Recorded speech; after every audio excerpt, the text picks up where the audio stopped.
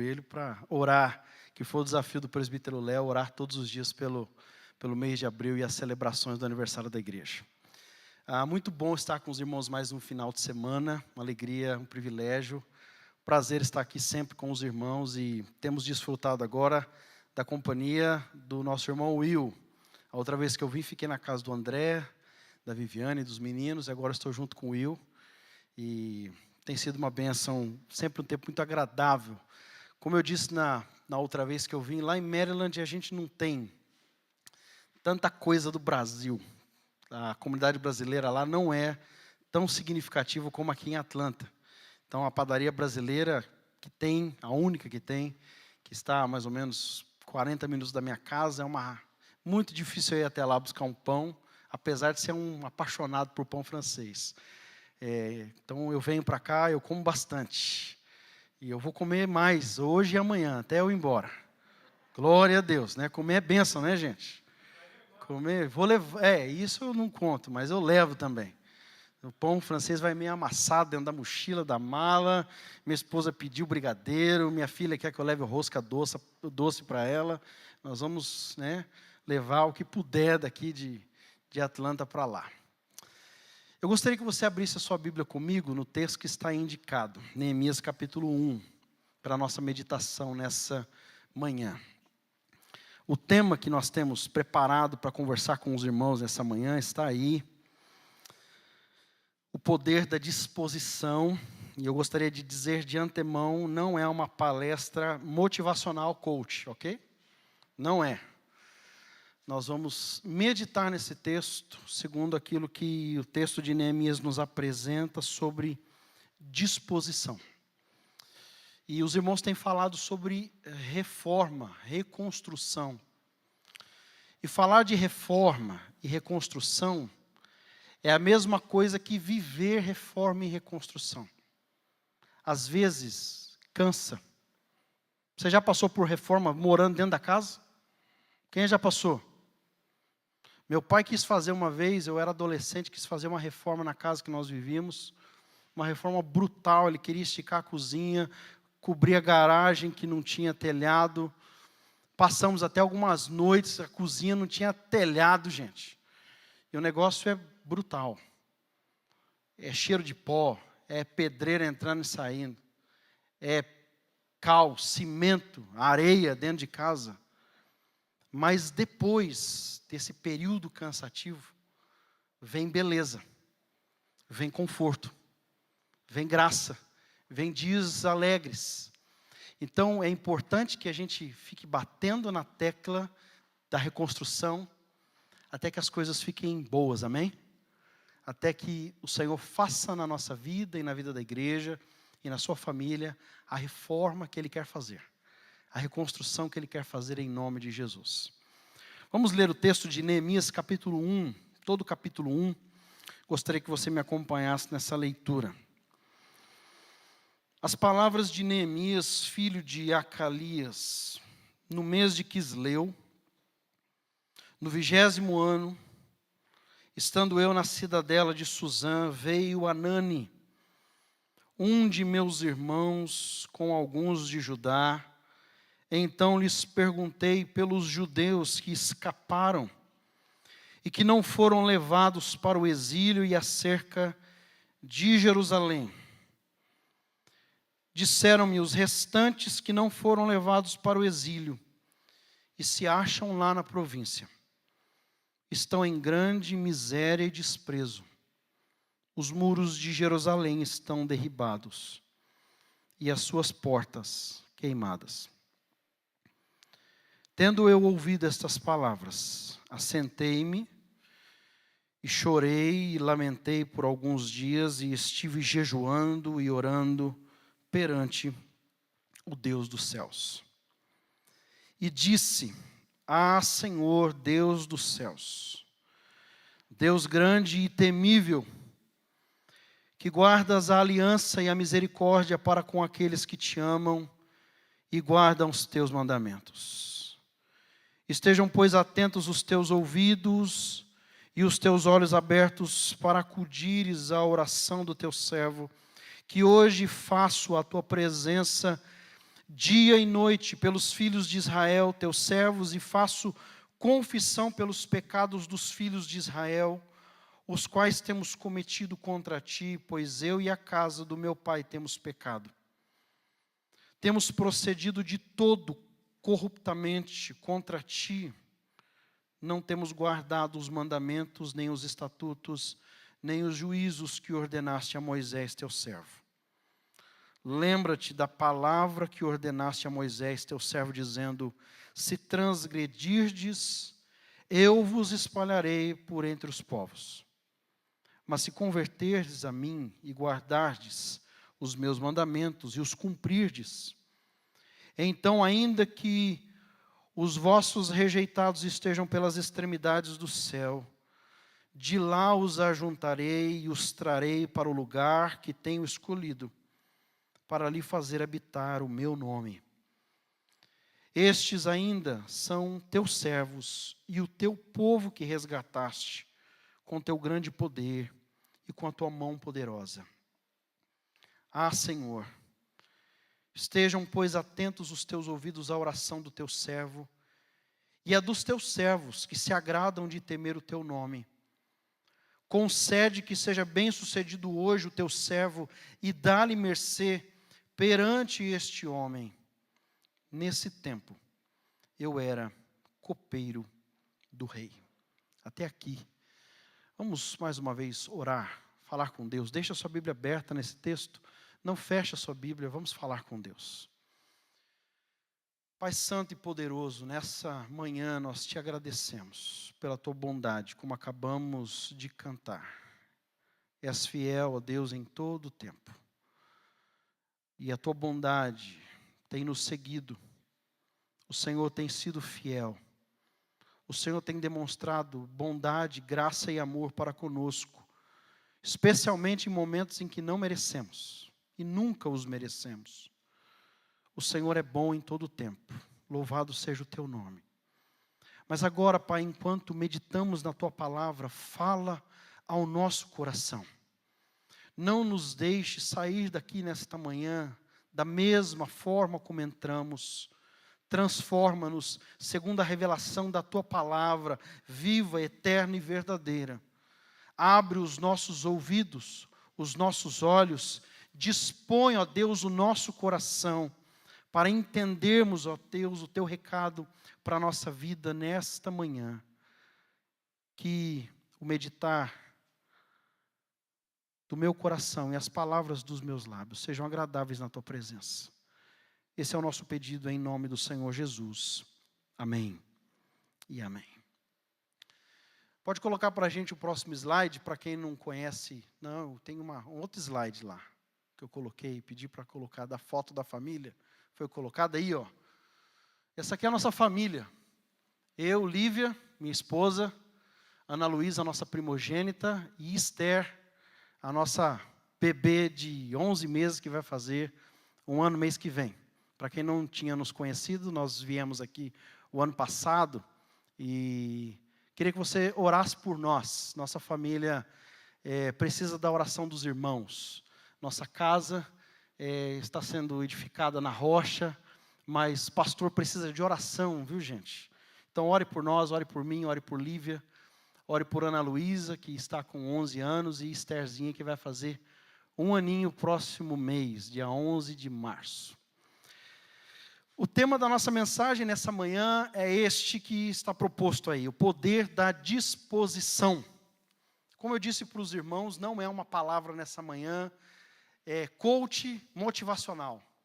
Mas eu gostaria que você saísse daqui nessa manhã com o seu coração muito motivado, amém? Disposto a oferecer a sua vida em honra, glória e serviço ao Senhor Jesus. Se existe uma coisa que eu zelo, é para que todo culto, todas as pessoas saiam inspiradas. Inspiradas para servir o Senhor, para amar o Senhor, para testemunhar a sua palavra, pregar o Evangelho. Os homens sejam melhores pais, melhores maridos, as mães sejam melhores esposas, melhores mães, os filhos estejam mais dispostos a obedecer seus pais. E aqui a lição que já ficou para os homens de ontem à noite: Nós tínhamos todos os meninos aqui. Quem foi que orou, gente? Quem foi que orou? A menina. Então os pais já sabem do que nós conversamos ontem. Conversem com seus filhos em casa. Sobre responsabilidade, responder. Esse é o papel do homem, tá bom? Teve homem que chegou aqui hoje e falou para mim: pastor, cheguei lá em casa assim, ó. Só o homem da casa agora. Falei, opa, bênção. Glória a Deus. Disposição é o tema da nossa conversa nessa manhã. O Rick Warren, muitos de vocês conhecem, um pastor que fundou a Saddleback Church em Califórnia. Rick Warren, um dos pastores mais influentes dos Estados Unidos, foi o pastor mais influente por quase toda uma década, principalmente a década de 90 aqui nos Estados Unidos. Ele diz, no seu livro e no seu comentário sobre o texto de Neemias, há um livro sobre liderança, escrito pelo Rick Warren, e ele diz: uma liderança forte e disposta é o que o mundo mais precisa hoje. Uma liderança forte e disposta é o que o mundo mais precisa hoje. Nós, irmãos, pregamos o evangelho da graça de Deus. Ninguém será aceito na presença de Deus. Ninguém será recebido como filho. Ninguém será acolhido pelo Pai em sua presença, a não ser que atravesse a porta, Jesus Cristo, o nosso Senhor e Salvador, e entre na presença de Deus e se relacione com Deus, a não ser por Cristo Jesus. Ninguém será aceito na presença de Deus por seus próprios méritos. Tão somente somos salvos pela graça e pelos méritos de Cristo, amém? No entanto, isso não significa que a nossa jornada de fé e a nossa vida cristã seja feita com esforço e dedicação. Uma coisa é mérito, outra coisa é esforço. Suar a camisa como resposta à graça de Deus. Nós, como cristãos, somos desafiados a responder positivamente à graça de Deus manifesta em Cristo Jesus. Os nossos pecados foram perdoados, fomos aceitos como filhos, está nos reservada a eternidade. Nós adentraremos pelos portões celestiais, mas enquanto não chegamos lá, nós suamos a camisa aqui. Por amor de Cristo é o Evangelho, amém? Suamos a camisa. É a resposta humana para a graça de Deus. Se não fosse assim, nós não teríamos expressões na própria Bíblia dizendo, como Deus disse a Josué no capítulo 1, seja forte, corajoso. 3 vezes no capítulo 1. Se você ler Josué capítulo 1, você vai perceber Deus dizendo 3 vezes para Josué, seja forte, seja corajoso, não tenha medo. E o próprio Jesus também diz aos seus discípulos, tem de bom ânimo, tenham coragem, vão para cima, vistam a camisa e pregam o Evangelho, levem o Evangelho a todas as nações. Quando nós lemos o livro de Neemias, fica claro que há uma influência muito grande de Neemias sobre todo o povo que estava em Jerusalém. A história bíblica nos apresenta a cidade de Jerusalém praticamente destruída após a invasão babilônica. Foi decretado pela palavra do profeta Jeremias que o povo de Judá permaneceria cativo por 70 anos. E assim a palavra de Deus se cumpriu, o povo foi levado, a grande maioria homens, trabalhadores, profissionais, que fossem levados para a Babilônia para trabalhar. Essa era a política expansionista da Babilônia. Eles não vinham e tomavam conta da terra. Os babilônicos vinham e tomavam conta do povo e os levavam para a Babilônia para construírem seus palácios, para edificarem a Babilônia. Não era a intenção deles tomar conta da terra, como, por exemplo, o Império Romano fazia. Eles tomavam conta do povo, eles tiravam os homens, eles enfraqueciam as nações. E a cidade de Jerusalém ficou desterrada por 70 anos. Ficaram lá apenas mulheres, crianças e velhos. E a visão de Jerusalém, nos dias da invasão da Babilônia, são descritas no livro das Lamentações de Jeremias. Se você lê as Lamentações de Jeremias, você vai perceber o grau de tristeza em que a cidade de Jerusalém se encontrava. Mas depois de 70 anos, cumprida a palavra do Senhor, o povo regressa. E o povo regressa em 3 lotes. 3 grupos vão voltando, e o terceiro grupo tem a missão de reconstruir os muros e de animar aqueles que estão lá. Parte daqueles que estavam na Babilônia, e até alguns dos que nasceram na Babilônia, foram levados para a Pérsia, porque o reino persa agora era o reino mais forte. A Pérsia havia invadido a Babilônia, liberado os judeus para que voltassem para reconstruir a sua própria nação e a cidade de Jerusalém. Mas alguém precisava tomar a frente. Alguém precisava liderar. Alguém precisava motivar aquele grupo que estava lá. E as palavras que nós vemos aqui, encontradas no livro de Neemias, no verso de número 3, apresentam para nós a condição em que estavam os habitantes de Jerusalém. O verso de número 3 nos diz de forma clara que aqueles que se acham lá na província estão em grande miséria e desprezo. Os muros de Jerusalém estão derribados e as suas portas queimadas. Eu preparei, certa vez, ainda quando estava lá em Maryland, ainda estou, mas alguns anos atrás, eu preparei uma série de mensagens sobre reconstruindo muros, na perspectiva de que muros simbolizam segurança e proteção. E hoje as famílias, a nossa sociedade está com seus muros no chão, justamente porque estão desprotegidas, estão vulneráveis a todo e qualquer ataque. Nós somos a geração mais exposta a todo tipo de perversão, especialmente por causa da exposição às telas. As nossas crianças, os nossos adolescentes têm acesso a coisas que jamais imaginaríamos. Os muros estão no chão.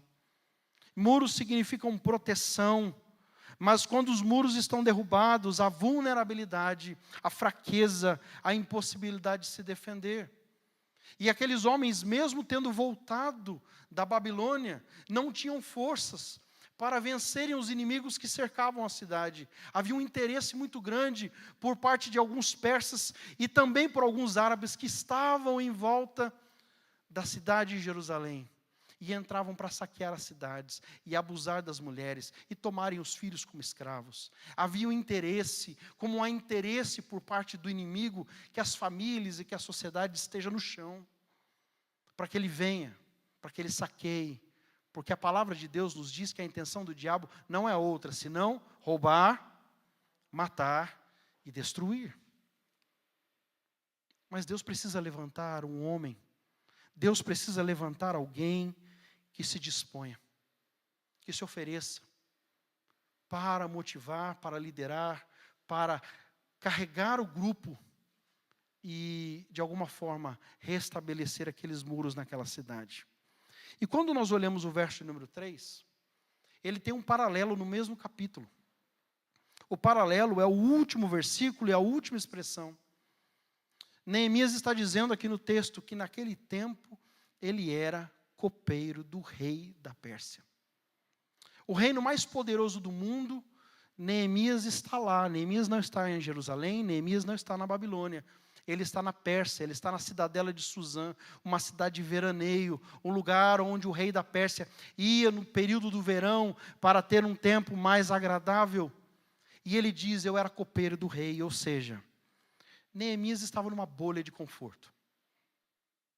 Neemias estava numa bolha de segurança, estabilidade financeira. Neemias estava numa condição estável, confortável, segura. A única ameaça que ele tinha é se alguém quisesse envenenar o rei da Pérsia. Porque ele era o quê? O copeiro. O copeiro não é aquele apenas que serve ao rei. Ele experimenta antes de servir ao rei.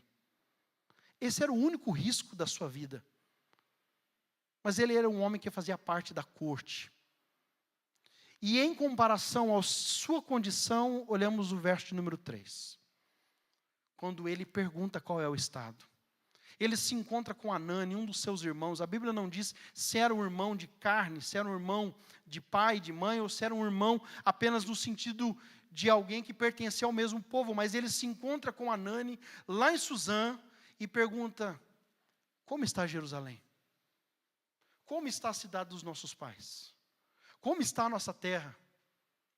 E a notícia não é boa. Mas este homem se dispõe. E a partir dessa disposição eu gostaria de trazer algumas lições para a nossa vida. Olhando não apenas para a condição de Neemias, mas para a condição de outros homens e mulheres de Deus na Bíblia, que estavam em situação de conforto, de estabilidade, mas que decidiram servir. Se você olhar, por exemplo, José como governador do Egito, se dispõe a servir. Esther como rainha da própria Pérsia, esposa de Artaxerxes, ela se oferece a ir à presença do rei para interceder em favor do povo que estava sob ameaça. Daniel na corte da Babilônia está lá num ambiente de conforto, mas se oferece para servir a Deus no lugar onde está. Será que a nossa condição, morando nesse país com tanto conforto, ou morando nesse país com tanta segurança, será que isso não gera em nós uma indisposição e nos engessa para servirmos melhor o Senhor? Eu gostaria de trazer aqui algumas lições bem objetivas para a nossa vida. A primeira disposição desse texto, pode colocar para a gente, é a disposição em perguntar. Porque Neemias está lá, vivendo a sua vida confortável, segura, mas ele se encontra com Anani e faz uma pergunta dizendo: como estão os judeus que escaparam, que não foram levados para o exílio e acerca de Jerusalém? Como estão as pessoas? E veja que a pergunta dele é uma pergunta que vai na direção de pessoas e na direção da cidade. A primeira disposição que encontramos nesse texto é a disposição de perguntar. O ano passado, a Igreja Evangélica Mundial perdeu o irmão André, o fundador da missão Portas Abertas, o conhecido internacionalmente como contrabandista de Deus. O homem que levava Bíblias do mundo livre ocidental para dentro da cortina de ferro durante o período da Guerra Fria e durante o período em que o comunismo tomava metade da Europa, os países do leste europeu. O homem que levou centenas, milhares de Bíblia, contrabandeando Bíblia para dentro da cortina de ferro. E o irmão André dizia algo muito importante: a coragem de fazer perguntas vai mudar a sua vida. Nós, como brasileiros, nós somos muito superficiais. Oi, tudo bem? Tudo bem? Tudo bem? Tudo bem? E o que a gente responde? Tudo bem, tudo bem. E a gente fica por isso mesmo. A gente nunca aprofunda. Mas quando você faz a pergunta, você necessariamente precisa ter a disposição do quê? De ouvir, que é o que nós vamos conversar um pouco mais à frente.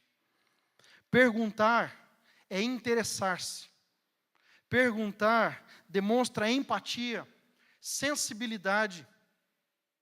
Uma das coisas que eu ouço constantemente dentro de relacionamentos familiares é a falta de pergunta. Esposas que chegam para mim e dizem: pastor, meu marido não pergunta como eu estou. Ou maridos que dizem: pastor, a minha esposa nunca quer saber do meu trabalho. Eu saio de casa, ela não tem muito interesse pelo que eu faço. Eu faço perguntas para o meu pai, para a minha mãe, eles não respondem. Eu faço pergunta para os meus filhos, eles não respondem. Então é melhor não perguntar. Deixa para lá, a pessoa não vai responder mesmo. Mas perguntar é no mínimo interessar-se. Perguntar significa ampliar o conhecimento. Sair da sua própria situação de comodidade, da sua própria vida, dos seus interesses e saber dos interesses do outro. Porque nós vivemos em comunidade o tempo todo. Nós somos seres comunitários. E é assim que Neemias se enxergava. Ele não é apenas um indivíduo que mora numa bolha, que mora na cidade de Suzã, que é copeiro do rei, que tem uma vida confortável. Não. Ele se encontra com seus conterrâneos, ele se encontra com seu irmão, e ele quer saber do seu povo que está lá em Jerusalém. Ele tem interesse. Nós precisaríamos ser um pouco mais interessados. Pergunta simples no meio do povo de Deus: como eu posso ajudar? O que precisa ser feito?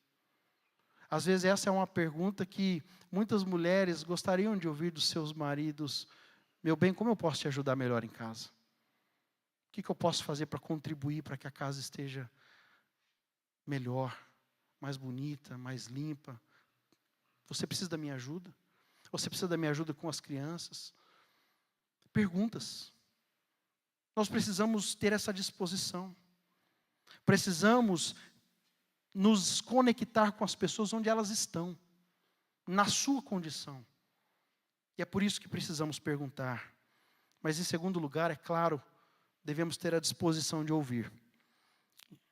E o texto nos diz no verso, pode colocar para a gente, no verso de número 4, que Neemias faz a pergunta, e ele diz assim: tendo ouvido essas palavras. Ele prestou atenção na resposta. Ele ouviu. Ele aprofundou. E ao ouvir essas palavras, ele se quebrantou. E nós precisamos, irmãos, ter a disposição de ouvir. Sabe por quê? E isso está muito conectado com o que falamos com os homens ontem. Porque quando você toma conhecimento de uma situação, você se torna responsável por ela. Todas as vezes que ouvimos as coisas, devemos nos tornar responsáveis por aquilo. Alguém vem e conta algo para você triste, uma notícia ruim, uma circunstância terrível que está acontecendo numa família X ou Y, nós nos responsabilizamos. Aí você diz: mas pastor, como que eu posso resolver? Talvez não esteja nas suas mãos resolver, mas no mínimo você poderia orar. No mínimo orar. As pessoas precisam falar e nós precisamos ouvir. E às vezes a igreja, como missão, nós temos a missão de pregar o Evangelho. Nós temos a incumbência de anunciar as boas novas. Mas, como igreja, estamos mais prontos para falar do que para ouvir, quando o Senhor Jesus nos diz que é o contrário. Que deveríamos estar mais prontos para ouvir do que falar. Normalmente a gente quer falar e sai falando e vai contando. Ao invés de ouvir, de abrir espaço e dizer: abra para mim seu coração. Pode falar, quer conversar, eu tenho um tempo para você. As pessoas, infelizmente, elas precisam de mais ouvidores. Pessoas que estejam dispostas a entender a circunstância onde elas estão e como se encontram. Deus está dizendo a todos nós nesta manhã que precisamos ouvir. Ouvir mais a sua palavra, ouvir mais o mundo. Há um livro de John Stott, os irmãos estão estudando John Stott. Há um livro de John Stott chamado Ouça o Espírito, Ouça o Mundo. Você conhece esse livro ou não? Esse é um livro maravilhoso em que ele diz da necessidade de ouvir a voz do Espírito. De ouvir o que o Espírito diz às igrejas, como o Senhor Jesus diz lá no livro do Apocalipse, mas ouvir o mundo e as suas necessidades. Porque nós, como igreja, precisamos nos tornar responsáveis por tudo aquilo que ouvimos. Terceiro lugar, disposição para quebrantar-se. O verso de número 4 nos diz o seguinte: tendo eu ouvido essas palavras, assentei-me e chorei, e lamentei por alguns dias, e estive jejuando e orando perante o Deus dos céus. Disposição para quebrantar-se. Quebrantar significa partir em pedaços. Quebrantar significa amansar, debilitar, enfraquecer, abater. O que é que o pastor faz com um cajado quando uma ovelha está muito desobediente? Você sabe ou não? Você sabe o que um pastor de ovelhas faz com uma ovelha quando ela está muito desobediente? O que ele faz com o cajado? Ele quebra uma de suas patas e a coloca sobre o seu pescoço e a carrega para amansá-la. E o que nós vemos na história de Neemias é que quando ele ouve o que está acontecendo em Jerusalém, as famílias que estão sendo violentadas, as mulheres que estão sendo abusadas, os filhos que estão sendo levados como escravos, as pessoas que não conseguem superar aquela circunstância de pobreza e de vulnerabilidade, ele ouve aquilo, ele se assenta e ele chora. Agora veja uma coisa muito interessante, como o nosso coração hoje está duro. Nós somos uma geração visual. Nós assistimos com os nossos olhos, nesses últimos anos, a guerra que aconteceu na Síria e os mais de 7 milhões de órfãos que estão lá hoje. E aí nós vemos a guerra que está acontecendo na Ucrânia, o terremoto que tem na Turquia, que teve na Turquia e na Síria. Crianças que já estavam numa condição de vulnerabilidade pela orfandade, agora enfrentam um terremoto. Nós vemos, mas nós vemos. E não nos assentamos e choramos. Neemias só ouve. E ao ouvir se quebranta. E o quebrantamento de Neemias é tal que ele se assenta. Qual foi a última vez que você viu alguém receber uma notícia, uma informação, se assentar e chorar? Porque nós estamos tão duros, tão petrificados, tão resistentes, que as notícias para nós, elas já são indiferentes. Se são boas, se são ruins, passam pelos nossos ouvidos, passam pelos nossos olhos, e a gente já não se quebranta. Neemias se quebranta, e o pastor Hernandes Dias Lopes diz uma coisa muito importante, ele diz assim: só gente quebrantada é plenamente usada por Deus. Somente pessoas quebrantadas são plenamente usadas por Deus. Neemias chora por causa da vergonha da cidade em que seus pais estão enterrados. Ele chora pelo seu povo. Neemias chora por causa da situação de vulnerabilidade. Como Jesus chorou a morte de Lázaro, mesmo sabendo que algumas horas depois iria ressuscitá-lo, mas ele chora. E nós precisamos desse quebrantamento, irmãos. Quarto lugar, disposição para interceder. Neemias pergunta, ouve, se quebranta, mas agora Neemias, como resposta a tudo isso, ele intercede. E a oração de Neemias começa no capítulo 1, vai do verso de número 5 até o último versículo. É uma oração longa, sabe por quê que é uma oração longa? Porque essa oração perdurou dias. E eu vou dizer melhor para você, essa oração não perdurou dias, essa oração perdurou meses. O texto nos diz que ele ora diante do Senhor, verso 6, ouve a oração do teu servo, acuda a oração do teu servo, que hoje faço na tua presença dia e noite. E esse dia e noite se explica por que é dia e noite, e por que não é apenas alguns dias e algumas noites. Porque o texto nos diz que ele recebeu a notícia no mês de Quisleu. O mês de Quisleu é dezembro. E quando você vai para o capítulo de número 2, diz, no mês de Nisan, quando ele vai conversar com o rei, para pedir para o rei autorização, cartas, escolta, para ir a Jerusalém, já é o mês de Nisan, e o mês de Nisan é abril. Não é uma oração simples, não é uma oração rasa, é uma oração profunda, é uma oração de dias, é uma oração intensa, é uma oração que intercede, porque Neemias não está orando a seu favor. Qual é a condição de Neemias?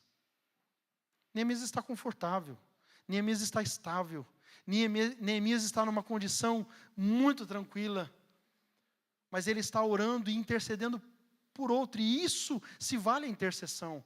A intercessão não é orar por si mesmo, a intercessão é orar pelos outros. Procure ver no seu mapa de oração, quando você senta em sua casa com a sua família para orar, quanto tempo você gasta pelas suas necessidades e quanto tempo você intercede.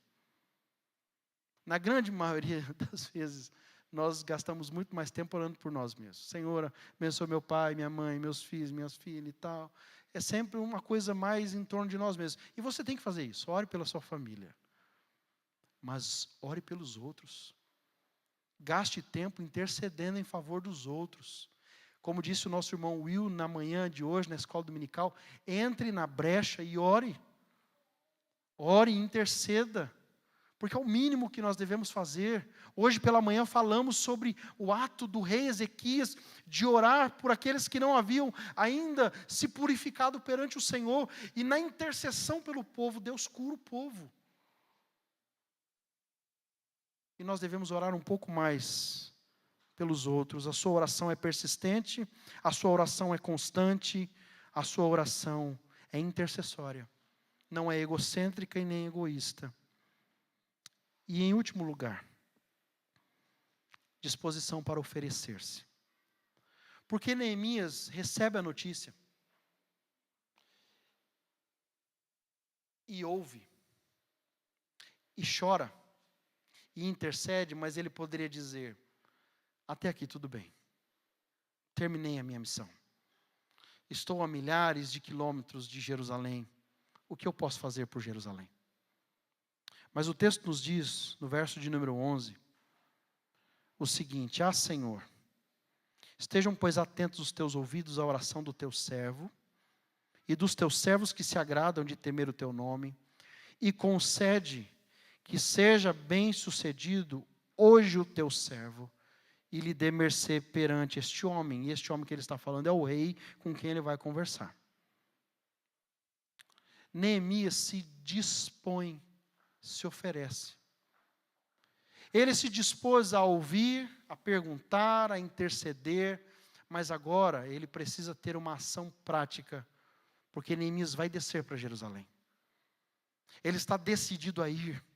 Ele se entrega voluntariamente.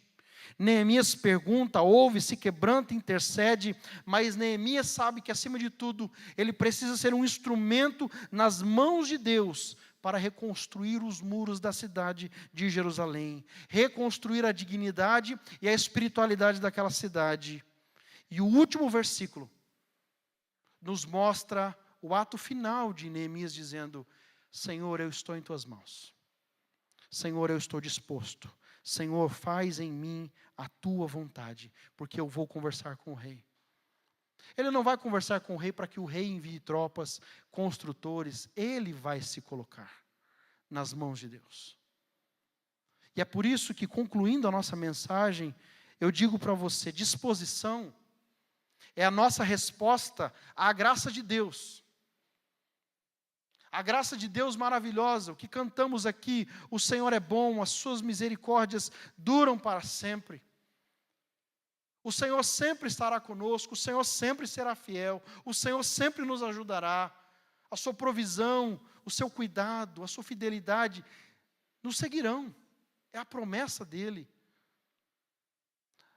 Mas a disposição não é apenas uma resposta à graça de Deus. A nossa disposição é a nossa resposta ao sofrimento que encontramos nesse mundo e às necessidades que estão à nossa volta. A nossa disposição não pode ser apenas uma disposição apenas de responder à graça de Deus com alegria e gratidão, mas de se colocar nas mãos de Deus mediante o sofrimento desse mundo e as necessidades que estão à nossa volta, porque isso é um sacrifício vivo, santo e agradável a Deus, como Paulo diz em Romanos: rogo-vos, pois, irmãos, que apresentei o quê? Os vossos corpos, como sacrifício vivo, santo e agradável a Deus. E isso é o quê? O vosso culto. Isso é o nosso culto a Deus. Responder à graça dele como voluntários em sua obra. É o nosso culto, é a nossa oferta, é a nossa entrega no altar, na presença de Deus. E eu gostaria de fazer essa pergunta: o quanto você está disposto nas mãos de Deus nessa manhã? A disposição tem sido uma resposta às suas necessidades, à sua volta, ao sofrimento deste mundo, as necessidades dessa igreja, as necessidades da sua casa, as necessidades do seu trabalho. Você está disposta nas mãos de Deus a abençoar pessoas com as quais você convive diariamente, semanalmente? Deus está nos convocando a nos dispormos, a nos entregarmos e dizermos: Senhor, eis-me aqui. A palavra de Isaías, na presença de Deus, me chama muito a atenção. Porque aquela visão de Isaías 6, ela é gloriosa. Ele vê o Senhor assentado no alto e sublime trono, e os anjos cantam, e nós cantamos hoje: Santo, Santo, Santo é o Senhor, Deus Todo-Poderoso. E aí Deus vem sobre Isaías, toca a sua boca, os seus lábios, com a brasa viva do altar, e Deus faz uma pergunta. E a pergunta que deveria Deus fazer aos nossos corações todo final de culto, o que Ele faz? Será que nós ouvimos: a quem enviarei? Quem há de ir por nós? E aí a pergunta que eu faço para esse texto é: Isaías estava com quem lá? Naquela visão? O Senhor no trono, os anjos glorificando, e Deus diz: quem enviarei? Quem há de ir por nós? Talvez Isaías olhou para o lado, para cá. Falou: Deus está falando comigo. É comigo. Eis-me aqui, Senhor. Envia-me a mim. Eu estou disposto. Você está disposta nas mãos de Deus nessa manhã? Curve a sua cabeça, feche os seus olhos. Nós vamos orar. Disposição é uma resposta à graça de Deus, ao seu amor e à sua bondade. Disposição é a nossa resposta para os sofrimentos desse mundo. Disposição é a nossa resposta às necessidades à nossa volta.